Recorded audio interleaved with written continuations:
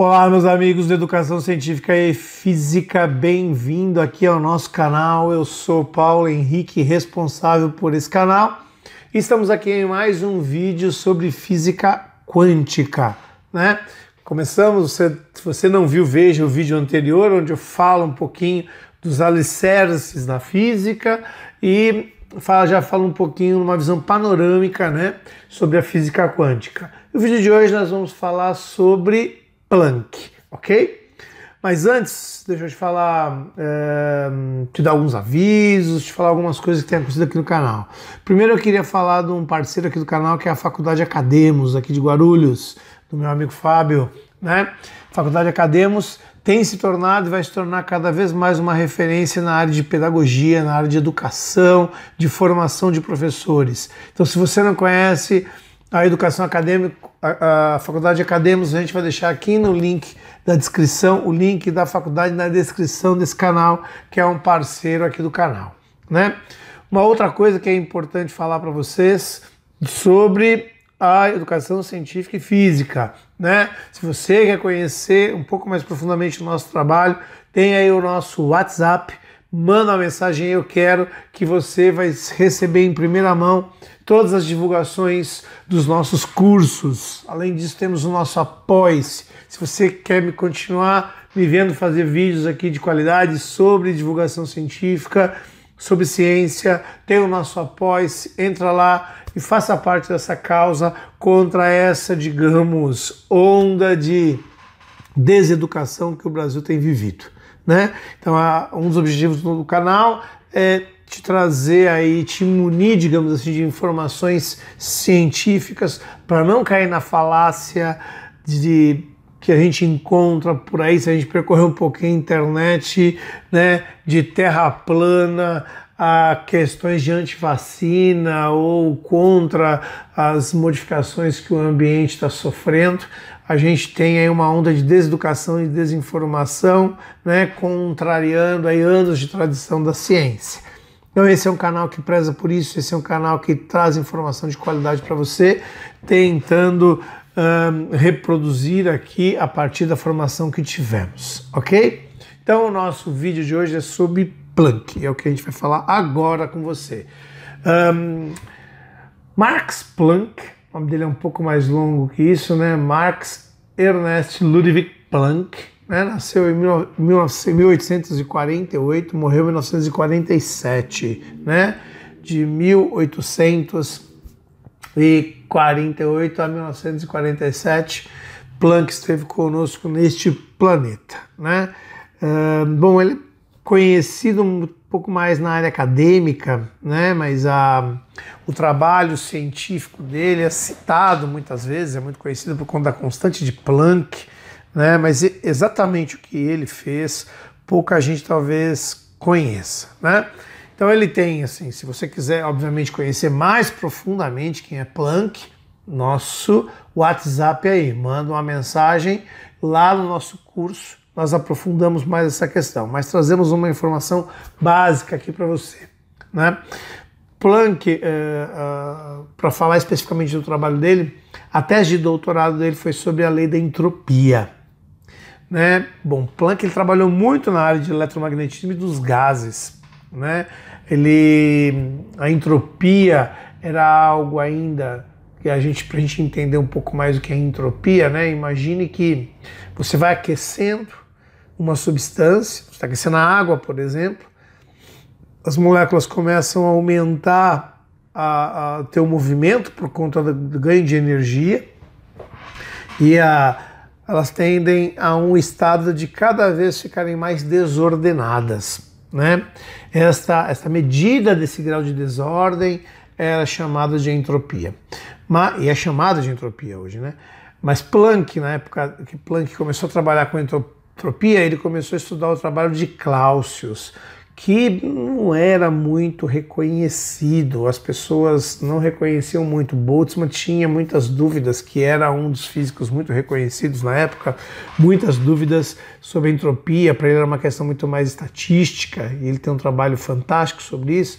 Mas o Planck ele vai dizendo que o trabalho dele não vai sendo muito reconhecido na academia, né?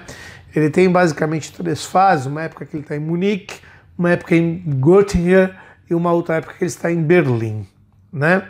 Sempre trabalhando nesta linha do eletromagnetismo, tendo 2 princípios por organizadores.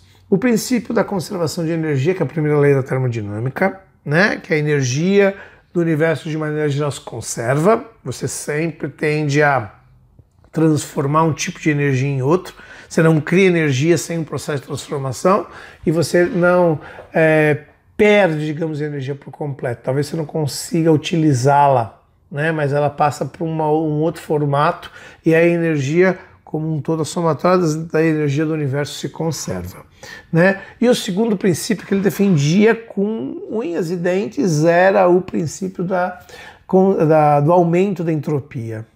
Que ainda você tivesse, o universo estava se modificando, estava gastando energia, o gasto de energia leva a uma desordem de sistemas e essa desordem é um aumento de entropia. E ele trabalhou muito nessa linha, né? Teve várias discussões, a tese de doutorado dele teve pouco impacto, muitas coisas que ele trouxe, ele mesmo fala na sua autobiografia que as pessoas não reconheciam. Ele chega a ponto de dizer que para você mudar a opinião de uma pessoa mais velha, você só vai conseguir se você esperar a geração seguinte, que aquela opinião não será mudada.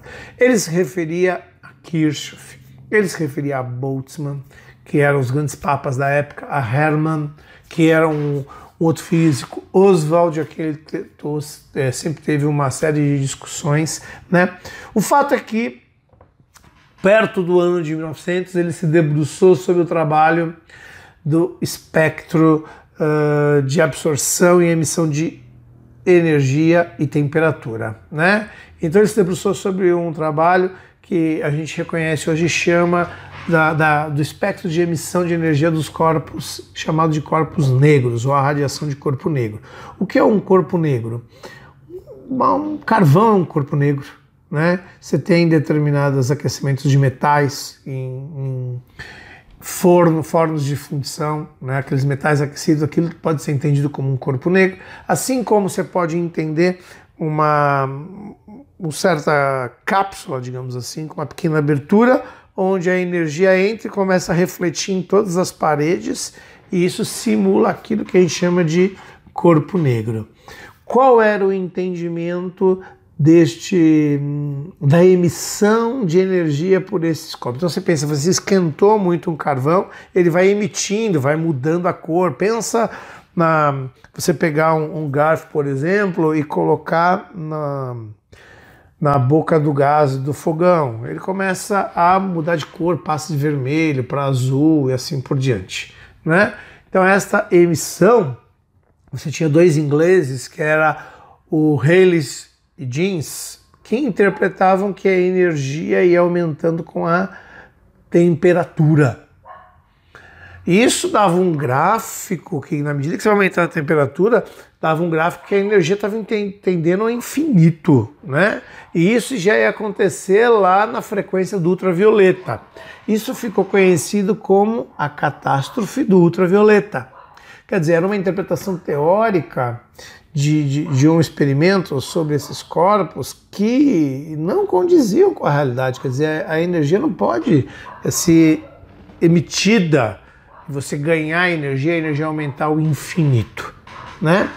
Sobre esse trabalho que Planck se debruçou. Antes dele, Wien começou a pensar diferente, começou a pensar, poxa, isso não pode se aumentar com a temperatura, é um comprimento de onda. E ele pensava que a energia era diretamente proporcional ao comprimento de onda. Comprimento de onda é o inverso da frequência. Quanto menor o comprimento de onda, maior a frequência de uma onda. Ele conseguiu ajustar algumas partes desses experimentos, mas ele não conseguiu para os casos de menor valor. Ele não conseguia ajustar. Então ainda você tinha um problema muito sério associado aos corpos negros. E Planck se debruçou, passou a estudar os corpos negros. Ele entendia que as emissões do corpo negro eram feitas por pequenos osciladores de frequência. E ele começou a entender o seguinte, que essa energia não era emitida para qualquer frequência infinitamente. Você tinha determinadas frequências de valores maiores que você tinha menos ocorrências, as ocorrências eram menores.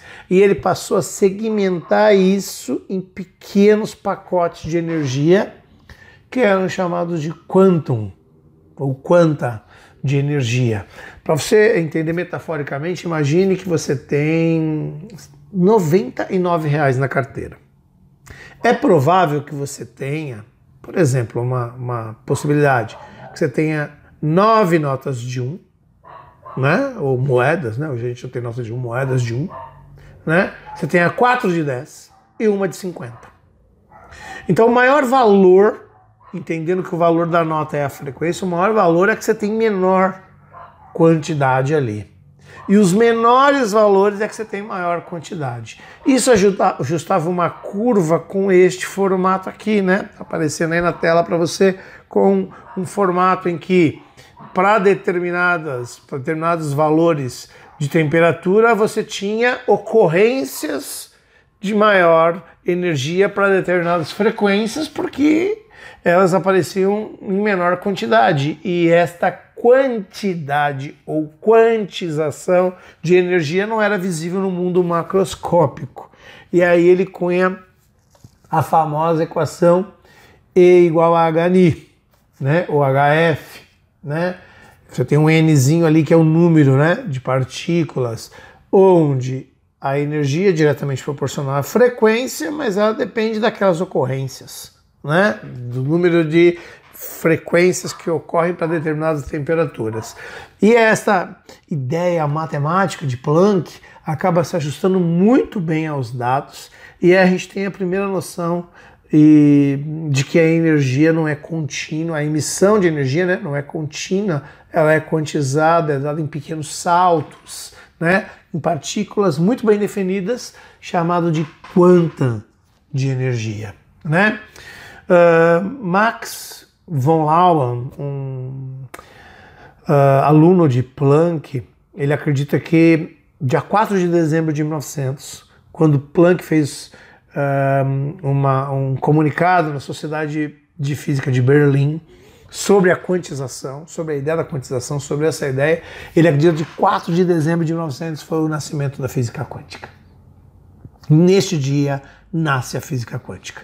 Claro que existe uma série de controvérsias, tem outros caminhos que a gente pode pensar para o nascimento da física quântica. Aliás, né, se você quer saber os caminhos, manda o nosso WhatsApp aí no nosso curso, você vai conhecer muito mais essas figuras aí, muito mais detalhes sobre essa história do Planck. Mas foi aí que, teoricamente, para alguns historiadores, começa a física quântica, 4 de dezembro de 1900, com a famosa equação E igual a HNI de Planck, onde você tinha a ideia de que a energia no mundo microscópico subatômico ela é quantizada em pequenas partes e não dada de forma contínua. É isso, pessoal. Esse é o trabalho chamado Lei de Planck, né? E aí a gente tem o começo da física quântica, depois vem o trabalho de Einstein, depois vem Bohr, entra na jogada, depois vem de Broglie, Dirac, Feynman e por aí vai. Aparece muita gente aí que a gente vai falar desses momentos históricos nos nossos vídeos. Mas é isso, pessoal. É essa a informação que a gente queria trazer para você, então não se engane, né? Cuidado com a banalização da física quântica, utilize os elementos aqui que a gente está trazendo para você que você possa fazer um bom entendimento da ciência, para que você não seja enganado com essa deseducação crescente no nosso país de maneira geral, no próprio mundo, em muitos lugares, né? Então, olha, fica com a gente no canal, não esquece do nosso apoio, não esquece de deixar seu like no canal, se inscrever no canal, passe esse vídeo para frente para as pessoas conhecerem o nosso trabalho. Um grande abraço, até mais e deixa aí seus comentários, ok? Me diga aí o que você achou da ideia de Planck, né? Escreve aí pra gente. Um grande abraço, até mais e tchau, tchau, pessoal. Até mais.